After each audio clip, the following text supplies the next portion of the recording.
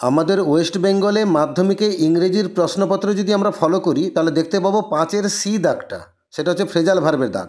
এখানে একটা লিস্ট দেওয়া থাকে, আর সেই লিস্টে কিছু ফ্রেজাল ভার্ব দেওয়া থাকে, সেগুলো মানে আগে বুঝে নিতে হয়। তারপরে কোশ্চানে কিছু বাক্য দেওয়া থাকে, নির্দিষ্ট ভার্বের নিচে আন্ডারলাইন করা থাকে, সেটাকে রিপ্লেস করতে হয় ফ্রেজাল ভার্ব দিয়ে। এখন ফ্রেজাল ভার্ব কতটা মুখস্থ রাখতে হয়? যে কোনো গ্রামার বই খুলে ফেলবে, 250টা থেকে 300টা কিন্তু ফ্রেজাল ভার্ব ওখানে রয়েছে। আর যারা প্রাইভেট কোচিং করছো, টিউশন পড়ছো, 100টা মতন ফ্রেজাল ভার্ব আমাদেরকে মুখস্থ করতে হয়। যারা একটু ইন্টেলিজেন্ট স্টুডেন্ট তারা সহজে মনে রেখে দিতে পারে, কিন্তু আমাদের তো বেশিরভাগ ছাত্রছাত্রী তো কিন্তু গড়পড়তা এভারেজ ক্যাটাগরির, তো সেক্ষেত্রে তাদের পক্ষে সেই 100টা ফ্রেজাল ভার্ব মনে রাখা কিন্তু অনেকটা কষ্টের হয়। তো আজকে তোমাদের জন্য আমি নিয়ে এসেছি মাত্র 20খানা ফ্রেজাল ভার্ব। এই 20খানা ফ্রেজাল ভার্ব রেডি করতে পারলেই কিন্তু তোমাদের পরীক্ষায় তোমরা অনায়াসে ফ্রেজাল ভার্বের দাগটাকে তোমরা অ্যাটেম্প্ট করতে পারবে, সেখানে 3-এ 3 স্কোর করতে পারবে। তাই শেষ মুহূর্তে প্রস্তুতি হিসেবে এই 20খানা ফ্রেজাল ভার্ব এবং তাদের মিনিং তোমরা কিন্তু খুব সহজে রেডি করে নিতে পারবে। আমার এই লিস্টে 1 নম্বর ফ্রেজাল ভার্ব যেটা রয়েছে, প্রথম ফ্রেজাল ভার্ব, সেটা হচ্ছে ব্রেক আউট। এর মানেটা হচ্ছে ছড়িয়ে পড়া বা হঠাৎ ছড়িয়ে পড়া। এর সিনোনিম হচ্ছে স্প্রেড।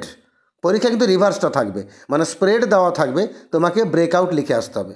আর 2 নম্বরে আছে ব্রেক আপ, মানে হচ্ছে শেষ হয়ে যাওয়া, ফিনিশ, এন্ড। এখানে শেষ হয়ে যাওয়া বাংলা মিনিং হলো, আর ইংরেজি হলো এন্ড বা ফিনিশ। এক্ষেত্রেও বলি যে রিভার্সটা দেওয়া থাকবে, তোমার প্রশ্নে যে বাক্যটা দেওয়া থাকবে সেখানে হয়তো ফিনিশটাকে আন্ডারলাইন করা থাকবে, তোমাকে ফিনিশটাকে রিপ্লেস করতে হবে ব্রেক আপ দিয়ে।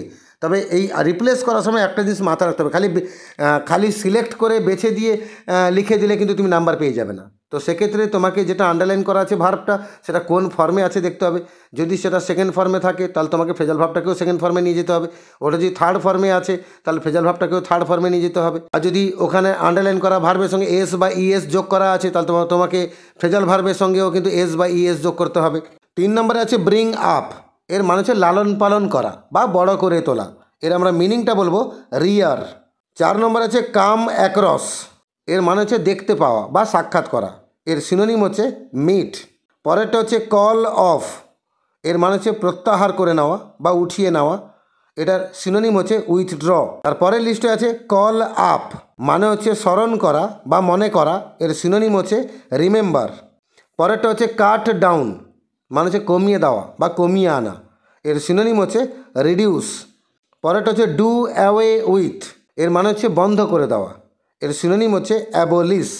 গিভ ইন, মানে হচ্ছে বশ্যতা স্বীকার করা বা নথি স্বীকার করে নেওয়া। সিনোনিম হচ্ছে সারেন্ডার। গিভ আপ, মানে পরিত্যাগ করা। সিনোনিম হচ্ছে লিভ অথবা অ্যাভয়েড। গো থ্রু, মানে হচ্ছে পড়া। সিনোনিম হচ্ছে রিড। লে বাই, মানে হচ্ছে সঞ্চয় করা। সিনোনিম হচ্ছে সেভ। লুক ডাউন আপন, মানে হচ্ছে ঘৃণা করা। সিনোনিম হচ্ছে হেট অথবা ডেসপাইজ। লুক ফর, মানে হচ্ছে খোঁজা। এর সিনোনিম হচ্ছে সার্চ।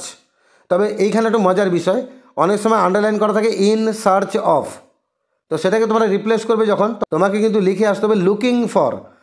আন্ডারলাইন করা থাকবে ইন সার্চ অফ, আর তোমাকে লিখে আসতে হবে লুকিং ফর। এটা কিন্তু ভুল করবে না, অনেক ছেলেরা এটা ভুল করে। পুট অন, মানে হচ্ছে পরিধান করা। সিনোনিম হচ্ছে উইয়ার। পুট আপ উইথ, মানে হচ্ছে সহ্য করা। এর সিনোনিম হচ্ছে টলারেট। রান আফটার, মানে হচ্ছে পশ্চাৎধাবন করা বা তাড়িয়ে নিয়ে যাওয়া। সিনোনিম হচ্ছে চেজ। সেট ইন, মানে হচ্ছে শুরু করা, আর সিনোনিম হচ্ছে বিগিন। টেক আফটার, মানে হচ্ছে সদৃশ হওয়া, আর সিনোনিম হচ্ছে রিজেম্বল। আর টার্ন ডাউন, মানে হচ্ছে বাতিল করা বা বাদ দিয়ে দেওয়া। এর সিনোনিম হচ্ছে রিজেক্ট। এই 20খানা ফ্রেজাল ভার্ব রেডি করে নাও। মাধ্যমিক 2024-এ তোমাদের কিন্তু ফ্রেজাল ভার্বে 3 নাম্বার পেতে কোনো অসুবিধা হবে না।